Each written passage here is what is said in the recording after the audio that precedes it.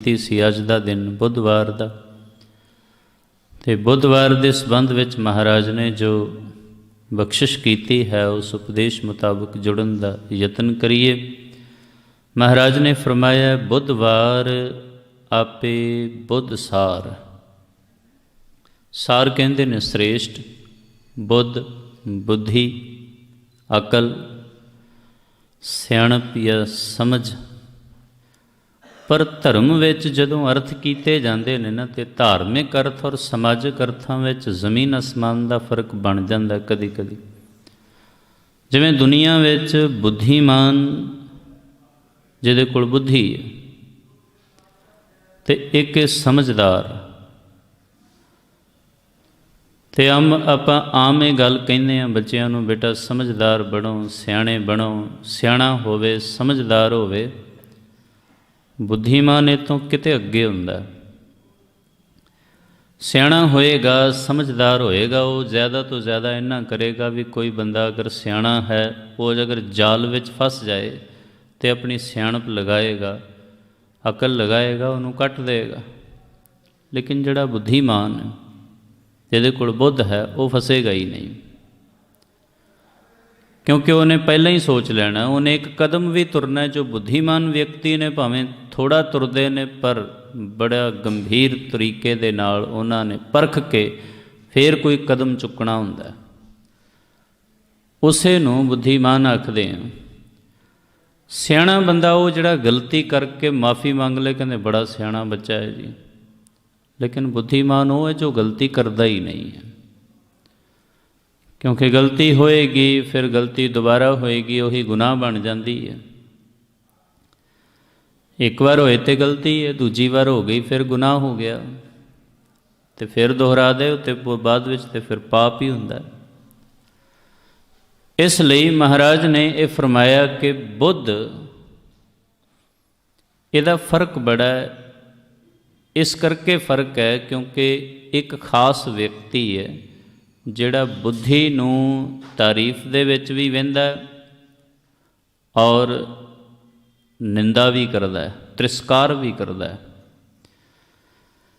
ਭਗਤ ਕਬੀਰ ਜੀ ਨੇ ਇੱਕ ਬਚਨ ਲਿਖਿਆ, ਉਹ ਕਹਿੰਦੇ ਨੇ, ਕਬੀਰ ਮੇਰੀ ਬੁੱਧ ਕੋ ਜਮ ਨ ਕਰੈ ਤਿਸਕਾਰ। ਵੀ ਮੇਰੀ ਜੋ ਬੁੱਧੀ ਹੈ ਉਹਨੂੰ ਯਮਰਾਜ ਤਿਰਸਕਾਰ ਨਹੀਂ ਕਰੇਗਾ। ਮੇਰੀ ਬੁੱਧੀ ਨੂੰ ਉਹਨੇ ਲਾਹਨਤਾਂ ਨਹੀਂ ਪਾਉਣੀਆਂ, ਤਿਰਸਕਾਰ ਨਹੀਂ ਕਰਨਾ, ਨਿੰਦਾ ਨਹੀਂ ਕਰਨੀ। ਹੁਣ ਬੁੱਧੀ ਦੀ ਵੀ ਨਿੰਦਾ ਹੁੰਦੀ ਹੈ ਉਸ ਵੇਲੇ ਜਦੋਂ ਕੋਈ ਕਰਮ, ਜਿਵੇਂ ਮੈਂ ਸ਼ੁਰੂਆਤ ਵਿੱਚ ਅਰਜ਼ ਕੀਤੀ ਕਿ ਸਮਝਦਾਰ ਜਾਲ ਵਿੱਚ ਫਸੇਗਾ ਤੇ ਕੱਟ ਕੇ ਨਿਕਲ ਜਾਏਗਾ। ਸਮਝਦਾਰ ਜਾਂ ਸਿਆਣਾ ਹੋਏਗਾ ਤੇ ਉਹ ਕਿਸੇ ਗਲਤ ਰਸਤੇ ਜਾਏਗਾ ਜਾਂ ਗਲਤੀ ਕਰਕੇ ਮਾਫੀ ਮੰਗ ਲਏਗਾ, ਪਰ ਬੁੱਧੀਮਾਨ ਗਲਤੀ ਕਰੇਗਾ ਹੀ ਨਹੀਂ, ਬੁੱਧੀਮਾਨ ਜਾਲ ਵਿੱਚ ਫਸੇਗਾ ਹੀ ਨਹੀਂ। ਯਮਰਾਜ ਵਾਲਾ ਜੋ ਪ੍ਰਭਾਵ ਹੈ ਉਹ ਇਸ ਕਰਕੇ ਕਿ ਯਮਰਾਜ ਨੇ ਇਸ ਕਰਕੇ ਤਿਰਸਕਾਰ ਨਹੀਂ ਕਰਨਾ ਕਿਉਂਕਿ ਬੁੱਧੀ ਲਾ ਕੇ ਮਾੜੇ ਕਰਮਾਂ ਵੱਲ ਬੁੱਧੀਮਾਨ ਵਿਅਕਤੀ ਨੇ ਜਾਣਾ ਹੀ ਨਹੀਂ, ਜਿਹਦੀ ਬੁੱਧ ਚੰਗੀ ਹੈ। ਇਸ ਲਈ ਮਹਾਰਾਜ ਨੇ ਬਾਣੀ ਵਿੱਚ ਬੁੱਧ ਮੰਗੀ ਵੀ ਹੈ। ਜੋ ਕਬੀਰ ਸਾਹਿਬ ਨੇ ਫਰਮਾਇਆ, ਕਬੀਰ ਮੇਰੀ ਬੁੱਧ ਕੋ ਜਮ ਨਾ ਕਰੈ ਤਿਸਕਾਰ, ਕਿਉਂਕਿ ਉਹਦਾ ਫਾਇਦਾ ਹੋਇਆ ਜਿਹਨੇ ਜਮੂਆ ਸਿਰਜਿਆ ਸੋ ਜਪਿਆ ਪਰਵਦਗਾਰ। ਉਹ ਪ੍ਰਭਾਵ ਐਸਾ ਬਣਾ ਦਿੱਤਾ, ਜਿਹਨੇ ਯਮਰਾਜ ਨੂੰ ਹੀ ਬਣਾਇਆ ਉਹਨੂੰ ਹੀ ਜਪ ਲਿਆ। ਸੋ ਇਹ ਹੈ ਅਕਲਮੰਦੀ ਵੀ ਜਿਹਨੇ ਯਮਰਾਜ ਨੂੰ ਸਿਰਜਿਆ ਉਸੇ ਨੂੰ ਜਪ ਕੇ ਯਮਰਾਜ ਵਾਲਾ ਚੱਕਰ ਹੀ ਖਤਮ ਹੋ ਗਿਆ, ਉਹਦੇ ਕੋਲ ਜਾਣਾ ਹੀ ਨਹੀਂ। ਪੁੰਨ ਲੋਕ ਇਸ ਲਈ ਕਰਦੇ ਨੇ ਕਿ ਪਾਪ ਦੀ ਸਜ਼ਾ ਨਾ ਮਿਲੇ, ਇਹ ਸਮਝਦਾਰੀ ਹੈ।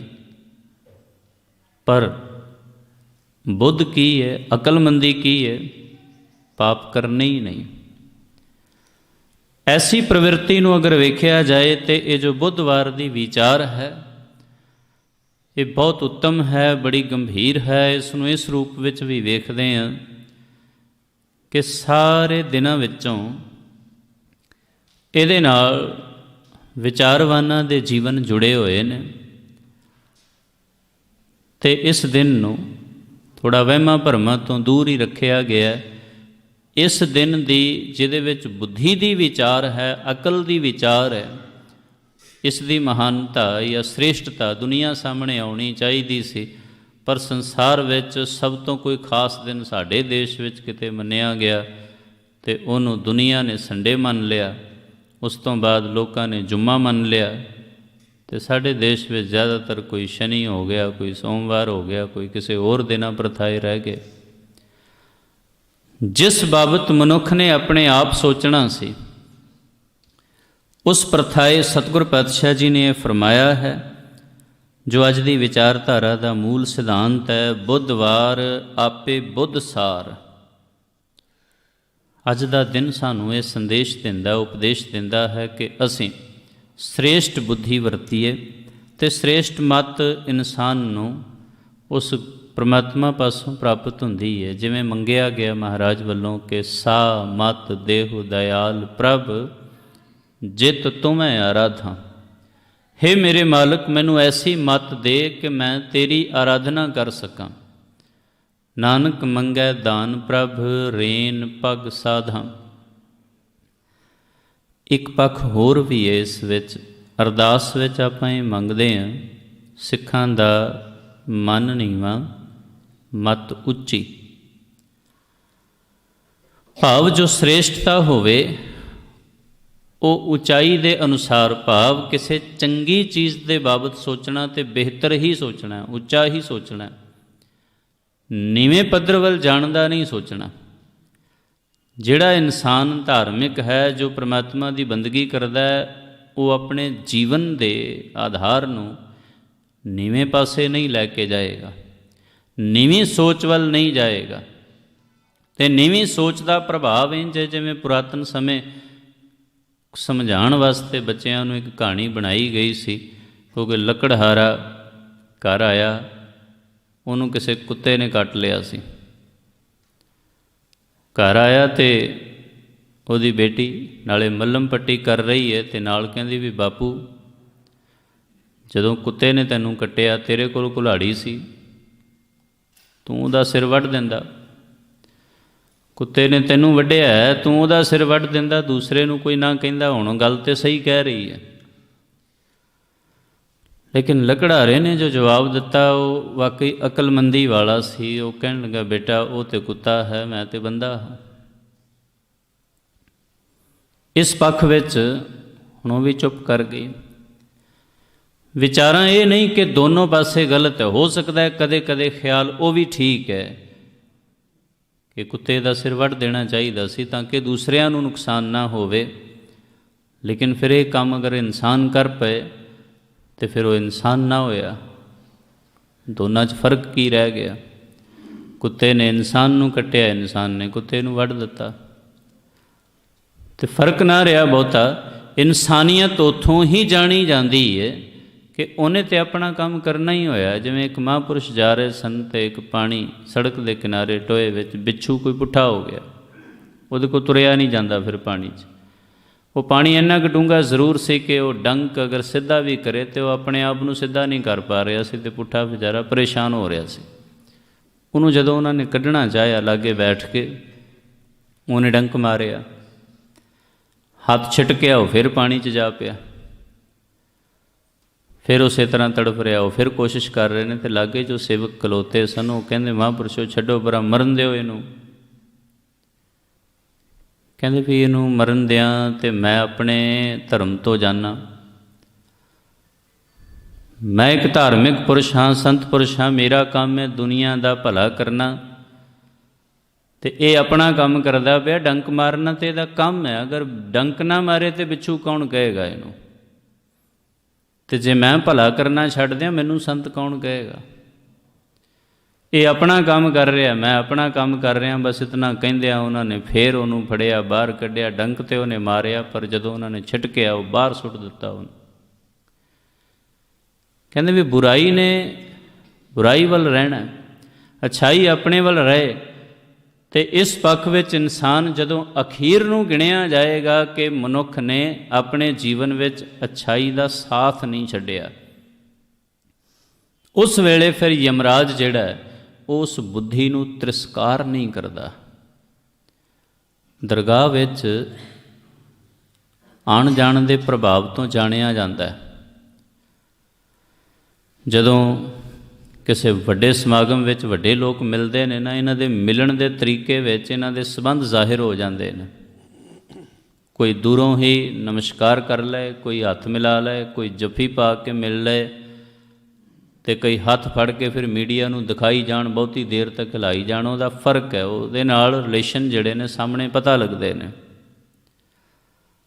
ਅਤੇ ਇਸ ਪੱਖ ਨੂੰ ਅਗਰ ਅਸੀਂ ਧਾਰਮਿਕਤਾ ਦੇ ਰੂਪ ਵਿੱਚ ਵੇਖੀਏ ਤੇ ਰੱਬ ਦੇ ਦਰ 'ਤੇ ਸਾਰੇ ਹੀ ਜਾਂਦੇ ਨੇ। ਅਤੇ ਦੋ ਪ੍ਰਭਾਵ ਨੇ। ਇੱਕ ਤਾਂ ਜਿਸ ਵੇਲੇ ਕੋਈ ਧਾਰਮਿਕ ਬੰਦਾ, ਕੋਈ ਪ੍ਰਭੂ ਦਾ ਪਿਆਰਾ, ਕੋਈ ਭਗਤੀ ਕਰਨ ਵਾਲਾ ਜਾਂਦਾ ਹੈ ਨਾ, ਅਤੇ ਉਹਦੇ ਲਈ ਇੱਕ ਨਿਯਮ ਹੈ, ਰੇ ਰੇ ਦਰਗਹ ਕਹਿ ਨਾ ਕੋਊ। ਰੇ ਦਾ ਮਤਲਬ ਹੈ ਤਿਰਸਕਾਰ। ਨਿਰਾਦਰ ਜਦੋਂ ਕਿਸੇ ਨੂੰ ਕਹਿਣਾ ਹੋਵੇ ਅਤੇ ਰੇ ਕਹਿੰਦੇ ਨੇ ਬ੍ਰਿਜ ਭਾਸ਼ਾ ਵਿੱਚ, ਪੰਜਾਬੀ 'ਚ ਇਹਨੂੰ ਕਹਿੰਦੇ ਨੇ ਓਏ। ਅਤੇ ਆਪਾਂ ਅਗਰ ਕਿਸੇ ਨੂੰ ਓਏ ਕਹਿ ਦਈਏ ਤਾਂ ਨਿਰਾਦਰ ਦਾ ਸੂਚਕ ਹੈ ਵਿਆਕਰਣ ਮੁਤਾਬਕ। ਓਏ ਲਫ਼ਜ਼ ਜਿਹਨੂੰ ਸੰਬੋਧਿਤ ਕੀਤਾ, ਇਹਦਾ ਮਤਲਬ ਹੈ ਅਸੀਂ ਉਹਨੂੰ ਨਿਰਾਦਰ ਕੀਤਾ ਹੈ, ਉਹਨੂੰ ਸਤਿਕਾਰ ਨਹੀਂ ਦਿੱਤਾ। ਅਤੇ ਬਾਣੀ ਕਹਿੰਦੀ ਹੈ ਰੱਬ ਦੇ ਦਰਬਾਰ ਵਿੱਚ ਵੀ ਰੇ ਰੇ ਦਰਗਹ ਕਹਿ ਨਾ ਕੋਊ। ਆਓ ਬੈਠ ਆਦਰ ਸ਼ੁਭ ਦੇਊ। ਸਾਰੇ ਆਓ ਭਗਤ ਕਰਨਗੇ, ਬੈਠਣ ਲਈ ਥਾਂ ਦੇਣਗੇ, ਸਤਿਕਾਰ ਦੇਣਗੇ। ਇਹ ਪ੍ਰਮਾਤਮਾ ਦੇ ਨਿਯਮ ਵਿੱਚ ਰੱਬ ਦੇ ਦਰ 'ਤੇ ਇਹਨੂੰ ਤਿਰਸਕਾਰ ਕਹਿੰਦੇ ਨੇ। ਅਤੇ ਜਿਹੜੀ ਮਾੜੀ ਬੁੱਧੀ ਹੈ ਉਹਦਾ ਤਿਰਸਕਾਰ, ਅਤੇ ਜਿਹੜੀ ਚੰਗੀ ਬੁੱਧ ਹੈ ਉਹਦਾ ਸਤਿਕਾਰ। ਉਸ ਪੱਖ ਵਿੱਚ ਜਦੋਂ ਰੱਬ ਦੇ ਦਰਬਾਰ 'ਤੇ ਜਾਈਦਾ ਹੈ ਨਾ, ਅਤੇ ਬਾਬਾ ਫਰੀਦ ਸਾਹਿਬ ਜੀ ਨੇ ਵੀ ਚੇਤਾਵਨੀ ਦਿੱਤੀ ਹੈ। ਉਹ ਵੀ ਦੁਨੀਆ ਨੂੰ ਫਰਮਾਉਂਦੇ ਹਨ ਕਿ ਫਰੀਦਾ ਜਿੰਨੀ ਕਮੀ ਨਾਹੀਂ ਗੁਣ ਤੇ ਕਮੜੇ ਵਿਸਾਰ, ਮਤ ਸ਼ਰਮਿੰਦਾ ਥੀ ਵਹੀਂ। ਉੱਥੇ ਵੇਖੋ ਰੱਬ ਦੇ ਦਰਬਾਰ ਵਿੱਚ ਸ਼ਰਮਿੰਦਗੀ ਵੀ ਹੈ। ਜਿਹੜਾ ਮਾੜੇ ਕੰਮ ਕਰਕੇ ਜਾਂਦਾ ਹੈ ਉਹਨੂੰ ਸ਼ਰਮ ਆਉਂਦੀ ਹੈ, ਕਿਉਂਕਿ ਬਾਕੀ ਜਿਹੜੇ ਨੇ ਉਹਨਾਂ ਦਾ ਸਤਿਕਾਰ ਹੋ ਰਿਹਾ ਹੁੰਦਾ ਹੈ। ਅਤੇ ਕੁਝ ਜਿਹੜੇ ਨੇ ਉਹਨਾਂ ਦੀ ਫਿਰ ਨਿਰਾਦਰੀ ਵੀ ਹੁੰਦੀ ਹੈ। ਸਜ਼ਾ ਦੀ ਤਾਂ ਅਜੇ ਗੱਲ ਹੀ ਨਹੀਂ ਆਈ ਅਜੇ। ਕਿਉਂ?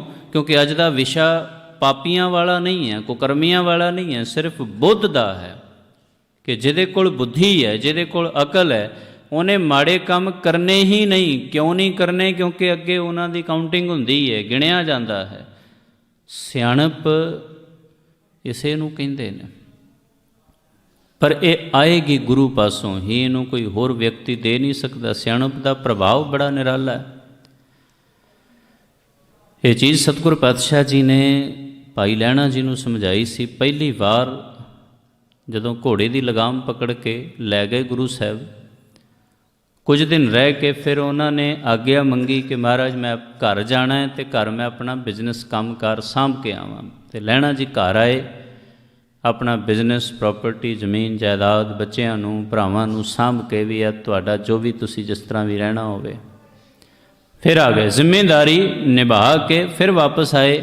ਉਸ ਸਮੇਂ ਗੁਰੂ ਸਾਹਿਬ ਧਰਮਸ਼ਾਲਾ ਵਿੱਚ ਨਹੀਂ ਸਨ, ਕਰਤਾਰਪੁਰ। ਉਦੋਂ ਖੇਤਾਂ ਵਿੱਚ ਕੰਮ ਕਰ ਰਹੇ ਸਨ।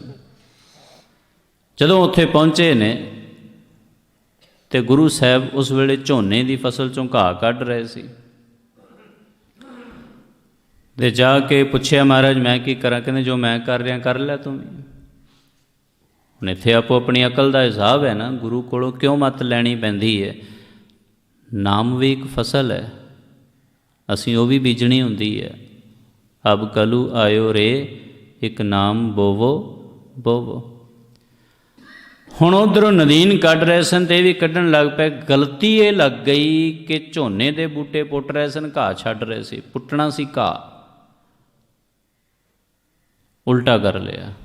ਝੋਨੇ ਦੇ ਬੂਟੇ ਯਾਨੀ ਫਸਲ ਪੁੱਟ ਦਿੱਤੀ, ਇੱਕ ਪੈਂਦ ਪੂਰੀ ਚਲੀ ਗਈ। ਇੱਕ ਲਾਈਨ ਜਿਹੜੀ ਹੈ ਸਰਕਲ ਪੂਰਾ ਕਰ ਲਿਆ। ਅਤੇ ਜਦੋਂ ਗੁਰੂ ਨਾਨਕ ਸਾਹਿਬ ਨੇ ਵੇਖਿਆ, ਮੁਸਕਰਾਏ, ਹੱਸੇ। ਅਤੇ ਹਾਸੇ ਦਾ ਫਰਕ ਹੈ। ਹਾਸੇ ਨੂੰ ਵੇਖ ਕੇ ਸਮਝ ਗਏ ਵੀ ਇਹ ਹਾਸਾ ਮੇਰੀ ਤਾਰੀਫ ਦਾ ਨਹੀਂ ਹੈ, ਇਹ ਹਾਸਾ ਮੇਰੀ ਗਲਤੀ ਦਾ ਹੈ। ਜਿਹੜੇ ਸਿਆਣੇ ਬਜ਼ੁਰਗ ਨੇ ਨਾ, ਉਹਨਾਂ ਦੇ ਹੱਸਣ ਤੋਂ ਤੁਸੀਂ ਇਹ ਪਹਿਚਾਣ ਸਕਦੇ ਹੋ। ਵੈਸੇ ਤਾਂ ਹਰੇਕ ਦਾ ਹੀ ਹਾਸਾ ਸਮਝਿਆ ਜਾ ਸਕਦਾ, ਮਜ਼ਾਕ ਦਾ ਹਾਸਾ ਹੋਰ ਹੈ, ਤਾਰੀਫ ਦਾ ਹਾਸਾ ਹੋਰ ਹੈ, ਗਲਤੀ ਕੋਈ ਕਰ ਰਿਹਾ ਉਹਨੂੰ ਵੇਖ ਕੇ ਹੱਸਣਾ ਉਹ ਕੁਝ ਅਲੱਗ ਢੰਗ ਦਾ ਹੁੰਦਾ। ਗੁਰੂ ਨਾਨਕ ਸਾਹਿਬ ਵੱਲ ਵੇਖ ਕੇ ਉਹ ਸਮਝ ਗਏ। ਮਹਾਰਾਜ ਮੁਸਕਰਾ ਰਹੇ ਸਨ, ਹੱਥ ਜੋੜ ਲੈ ਲਹਿਣਾ ਜੀ ਨੇ, ਗਰੀਬ ਨਵਾਜ ਮੇਰੇ ਕੋਲ ਕੋਈ ਗਲਤੀ ਹੋਈ ਹੈ? ਕਹਿੰਦੇ ਤੇਰੇ ਕੋਲੋਂ ਨਹੀਂ, ਸਾਰੀ ਦੁਨੀਆ ਤੋਂ ਹੋ ਰਹੀ ਹੈ। ਉਹ ਫਿਰ ਉਹ ਹੈਰਾਨ ਹੋ ਗਏ, ਸਾਰੀ ਦੁਨੀਆ ਤੋਂ? ਕਹਿੰਦੇ ਹਾਂ, ਸਭ ਆਪਣੇ ਜੀਵਨ ਵਿੱਚ ਅਵਗੁਣਾਂ ਦੀ ਜਿਹੜੀ ਫਸਲ ਹੈ ਉਹਨੂੰ ਪੁੱਟਣ ਦੀ ਬਜਾਏ ਗੁਣਾਂ ਦੀ ਫਸਲ ਪੁੱਟੀ ਜਾ ਰਹੇ ਨੇ। ਝੋਨਾ ਪੁੱਟਣਾ ਨਹੀਂ ਸੀ, ਘਾਹ ਪੁੱਟਣੀ ਸੀ। ਜੀਵਨ ਵਿੱਚੋਂ ਅਵਗੁਣ ਪੁੱਟਣੇ ਸਨ। ਅਵਗੁਣ ਬੰਦੇ ਦੇ ਵੱਧ ਗਏ, ਗੁਣ ਪੁੱਟ ਕੇ ਖਤਮ ਕਰ ਦਿੱਤੇ। ਚਾਹੀਦਾ ਤੇ ਸੀ। ਬਾਣੀ ਸਾਨੂੰ ਕੀ ਕਹਿੰਦੀ ਹੈ? ਸਾਂਝ ਕੀਜੈ ਗੁਣਹ ਕੇਰੀ, ਛੋੜ ਅਵਗੁਣ ਚੱਲੀਐ। ਇੱਕ ਤਵਾਜ਼ਨ ਹੋਰ ਬਿਆਨ ਕਰਾਂ। ਬੁੱਧ ਕੀ ਹੁੰਦੀ ਹੈ? ਜਿਹੜਾ ਇਨਸਾਨ ਸਿਆਣੀ ਬੁੱਧੀ ਦਾ ਮਾਲਕ ਹੈ ਉਹ ਵਿਅਕਤੀ ਅੱਛਾਈ ਵੱਲ ਜਾਏਗਾ, ਉਹ ਸਾਂਝ ਕੀਜੈ ਗੁਣਾ ਕੇਰੀ ਵੱਲ ਚੱਲੇਗਾ। ਕਿਉਂ? ਲੋਕ ਅੱਜ ਕੱਲ੍ਹ ਇਹ ਕਹਿੰਦੇ ਨੇ ਮੈਂ ਕਿਸੇ ਦਾ ਬੁਰਾ ਨਹੀਂ ਕਰਦਾ, ਅਤੇ ਇਹ ਕੋਈ ਸਿਆਣਪ ਨਹੀਂ ਹੈ, ਨਾ ਹੀ ਅਕਲਮੰਦੀ ਹੈ। ਮੈਂ ਕਿਸੇ ਦਾ ਬੁਰਾ ਨਹੀਂ ਕਰਦਾ, ਇਹ ਤਾਂ ਇਨਸਾਨੀਅਤ ਹੈ।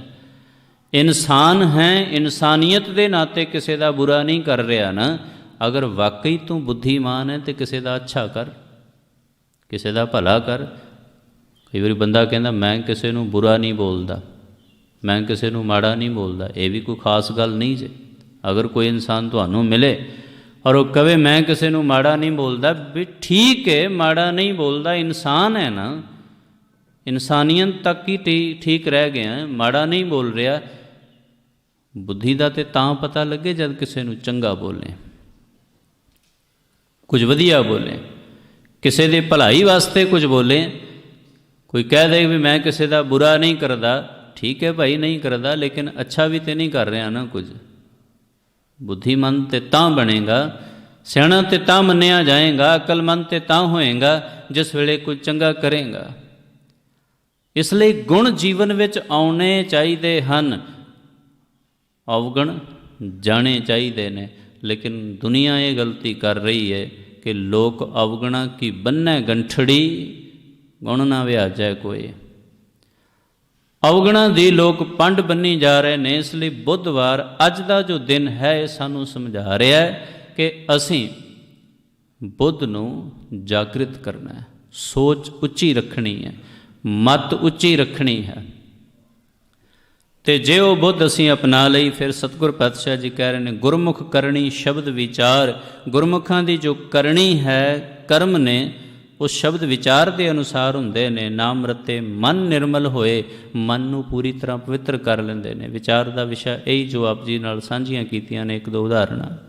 ਹਰ ਗੁਣ ਗਾਵੇ ਹਉਮੈ ਮਲ ਖੋਏ, ਹੰਕਾਰ ਦੀ ਅੰਦਰੋਂ ਮੈਲ ਉਤਾਰ ਲੈਂਦੇ ਨੇ ਸਾਰੇ। ਫਿਰ ਦਰ ਸੱਚੈ ਸਦ ਸ਼ੋਭਾ ਪਾਏ, ਰੱਬ ਦੇ ਦਰ 'ਤੇ ਸ਼ੋਭਾ।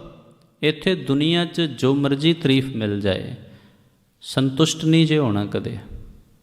ਦੁਨੀਆ ਦੇ ਲੋਕ ਤਾਰੀਫ ਕਰਦੇ ਨੇ ਝੂਠੀ, ਦਿਖਾਵੇ ਦੀ, ਜਾਂ ਫਿਰ ਲੈਣ ਦੇਣ ਦੀ, ਵੀ ਤੂੰ ਮੇਰੀ ਤਾਰੀਫ ਕਰ ਮੈਂ ਤੇਰੀ ਕਰਾਂਗਾ।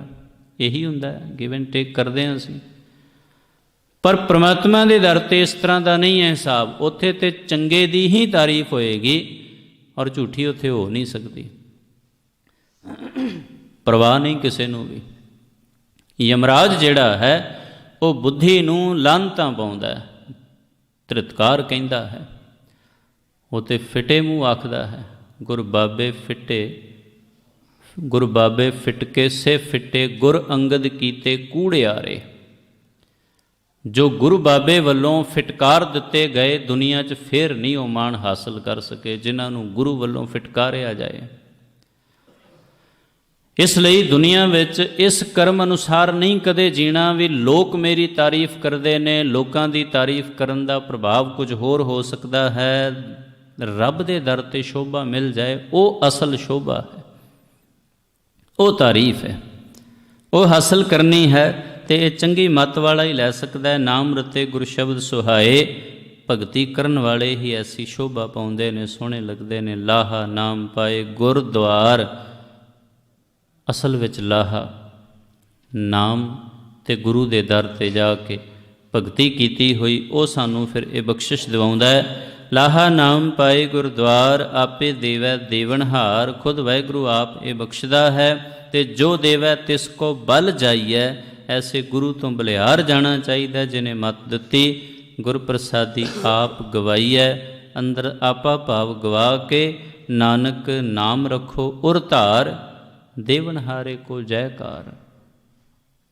ਸੋਹਣੀ ਮੱਤ, ਸੋਹਣੀ ਬੁੱਧੀ ਜਿਹਨੇ ਦਿੱਤੀ ਹੈ, ਉਹਦੀ ਜੈ ਜੈਕਾਰ ਕਰਨਾ ਸਾਡਾ ਆਪ ਹੀ ਫਰਜ਼ ਬਣਦਾ। ਉਸ ਫਰਜ਼ ਨੂੰ ਸਤਿਗੁਰ ਪਾਤਸ਼ਾਹ ਜੀ ਇੱਥੇ ਸਪਸ਼ਟ ਕਰ ਰਹੇ ਨੇ। ਇਸੇ ਗੱਲ ਨੂੰ ਭਗਤ ਕਬੀਰ ਜੀ ਨੇ ਜਦੋਂ ਵਾਰ ਲਿਖੇ ਨੇ, ਉਹਨਾਂ ਨੇ ਫਰਮਾਇਆ, ਬੁੱਧਵਾਰ ਬੁੱਧ ਕਰੈ ਪ੍ਰਗਾਸ। ਬੁੱਧਵਾਰ ਵਾਲੇ ਦਿਨ ਬੁੱਧੀ ਦਾ ਪ੍ਰਗਾਸ ਹੋਵੇ, ਮਨੁੱਖ ਕਿਸੇ ਦੀ ਸੋਚ ਉੱਤੇ ਨਾ ਜਾਏ। ਅਗਰ ਕੋਈ ਇਨਸਾਨ ਲਿਟਰੇਚਰ ਪੜ੍ਹਦਾ ਹੈ ਨਾ, ਵੀ ਫਲਾਣੇ ਵਿਅਕਤੀ ਨੇ ਆਹ ਲਿਖਿਆ, ਉਸ ਵਿਦਵਾਨ ਨੇ ਇਹ ਲਿਖਿਆ, ਉਸ ਵਿਦਵਾਨ ਨੇ ਆਹ ਲਿਖਿਆ। ਹਰ ਇਨਸਾਨ ਕੋਲ ਮਤ ਹੈ। ਵਿਦਵਾਨਾਂ ਦਾ ਲਿਖਿਆ ਹੋਇਆ ਸਿਰਫ ਪ੍ਰੇਰਣਾ ਲਈ ਹੁੰਦਾ ਹੈ। ਉਸ ਤੋਂ ਬਾਅਦ ਤੇ ਅਸੀਂ ਆਪਣੇ ਜੀਵਨ ਨੂੰ, ਆਪਣੇ ਹਾਲਾਤ ਨੂੰ, ਆਪਣੇ ਆਲੇ ਦੁਆਲੇ ਨੂੰ, ਆਪਣੇ ਆਸ-ਪਾਸ ਨੂੰ ਵੇਖ ਕੇ ਫਿਰ ਫੈਸਲਾ ਕਰਨਾ ਹੁੰਦਾ ਹੈ ਕਿ ਅਸਲ ਵਿੱਚ ਸਾਡੇ ਜੀਵਨ ਲਈ ਸਹੀ ਕੀ ਹੈ। ਅਗਰ ਕਿਸੇ ਦਾ ਲਿਖਿਆ, ਕਿਸੇ ਦਾ ਕੀਤਾ, ਉਹਨੂੰ ਅਨੁਸਰਨ ਵਿੱਚ ਆ ਗਏ, ਭਾਵ ਉਹਦੀ ਨਕਲ ਕਰਨ ਲੱਗ ਪਏ, ਤੇ ਵਡਿਆਈ ਉਸ ਬੁੱਧੀ ਦੀ ਹੈ ਜਿਸ ਨੇ ਉਹ ਲਿਖਿਆ ਸੀ, ਜਿਹਦੇ ਪਿੱਛੇ ਚੱਲ ਪਏ ਹਾਂ। ਹਾਂ, ਅਗਰ ਅਸੀਂ ਕਿਸੇ ਦੇ ਵਾਕਈ ਬੁੱਧੀ ਦੇ ਪਿੱਛੇ ਚੱਲਣਾ ਹੈ, ਕਿਸੇ ਦੀ ਅਕਲ ਪਿੱਛੇ ਚੱਲਣਾ ਹੈ, ਕਿਸੇ ਦੇ ਦਿਮਾਗ ਪਿੱਛੇ ਚੱਲਣਾ ਹੈ, ਤੇ ਮਹਾਰਾਜ ਨੇ ਸਾਨੂੰ ਉਹ ਵੀ ਕਿਹਾ, ਗੁਰਸਿੱਖ ਮੀਤ ਚਲੋ ਗੁਰ ਚਾਲੀ। ਬੰਦੇ ਦੀ ਅਕਲ ਪਿੱਛੇ ਕਿਉਂ ਚੱਲ ਪਈ? ਅੱਜ ਕੱਲ੍ਹ ਸੋਸ਼ਲ ਮੀਡੀਆ ਦਾ ਬੜਾ ਜ਼ਮਾਨਾ ਹੈ। ਬੜੇ ਬੜੇ ਹੋਰ ਕਈ ਵਿਦਵਾਨਾਂ ਦੀਆਂ ਪੋਸਟਾਂ ਕਰ ਦੇਣੀਆਂ, ਵੀ ਇਹ ਵਿਦਵਾਨ ਨੇ ਉਹ ਕਿਹਾ, ਉਸ ਵਿਦਵਾਨ ਨੇ ਆਹ ਕਿਹਾ। ਇਹਨੂੰ ਪਰਸਨਲੀ ਨਹੀਂ ਲੈਣਾ, ਕਿਉਂਕਿ ਸਾਰੇ ਹੀ ਪੋਸਟਾਂ ਕਰਦੇ ਨੇ, ਮੈਂ ਵੀ ਕਰਦਾ, ਉਹ ਕਰਦਾ ਰਿਹਾ ਹਾਂ। ਕਈ ਵਿਦਵਾਨਾਂ ਦੀਆਂ ਪੋਸਟਾਂ ਮੈਂ ਵੀ ਪਾਈਆਂ ਨੇ। ਫਿਰ ਅਹਿਸਾਸ ਹੋਇਆ, ਮਨਾ ਇਹ ਤਾਂ ਉਸ ਬੰਦੇ ਦੀ ਅਕਲ ਹੈ।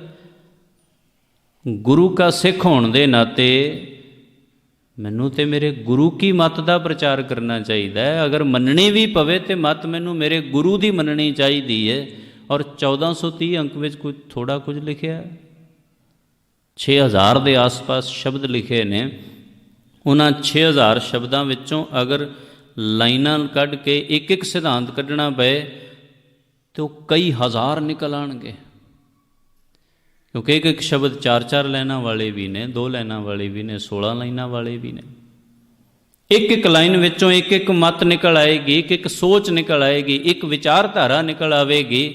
ਸੋ ਕਿਸੇ ਦੁਨਿਆਵੀ ਬੰਦੇ ਦੀ ਸੋਚ ਜਾਣ ਪਿੱਛੇ, ਕਿਉਂਕਿ ਇੱਕ ਆਧਾਰ ਜਿਹਾ ਬਣ ਗਿਆ ਨਾ, ਕੋਈ ਕਿਸੇ ਵੈਸਟਰਨ ਆਥਰ ਦੀ ਕੋਈ ਲਾਈਨ ਲੈ ਕੇ ਅਗਰ ਇਨਸਾਨ ਉਸ ਨੂੰ ਆਪਣੇ ਜੀਵਨ ਵਿੱਚ ਕੋਈ ਖਾਸ ਅੱਗੇ ਕਰਦਾ, ਲੋਕ ਸੋਚਦੇ ਨੇ ਲੈ ਵੀ ਇਹ ਕਿਸੇ ਫਲਾਣੇ ਵੈਸਟਰਨ ਲਿਖਾਰੀ ਨੂੰ ਪੜ੍ਹਦਾ ਹੈ, ਇਹ ਉਸ ਵਿਦਵਾਨ ਨੂੰ ਪੜ੍ਹ ਰਿਹਾ, ਬੜਾ ਸਿਆਣਾ ਹੋਏਗਾ।